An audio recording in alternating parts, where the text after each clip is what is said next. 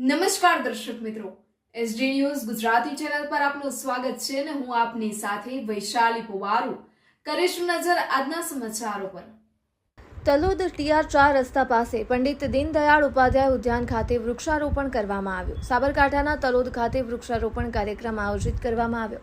પ્રદેશ મહિલા મોરચાના પ્રમુખ શ્રીમતી અંજુબેન વેકરિયા, સાબરકાંઠા અરવલ્લી લોકસભાના લોકપ્રિય સાંસદ શ્રીમતી શોભનાબેન મહેન્દ્રસિંહ બારૈયા, પ્રાંતિજ તલોદના લોકપ્રિય ધારાસભ્ય શ્રી ગજેન્દ્રસિંહ પરમાર, પ્રદેશ મહિલા મોરચાના ઉપપ્રમુખ શ્રીમતી અરુણાબેન ચૌધરી, સાબરકાંઠા જિલ્લા ભાજપ મંત્રી દિલીપસિંહ મકવાણા, સાબરકાંઠા જિલ્લા મહિલા મોરચાના પ્રમુખ કાજલબેન દોશી, મહામંત્રી સોનલબેન સોલંકી અને રેખાબા ઝાલા, તલોદ શહેર મહામંત્રી નરેન્દ્રસિંહ ઝાલા અને મહિલા મોરચાના ઉપપ્રમુખ દીપાબેન કુવાડિયા, મહિલા મોરચા તલોદ હોદ્દેદારો ઉપસ્થિત રહ્યા હતા।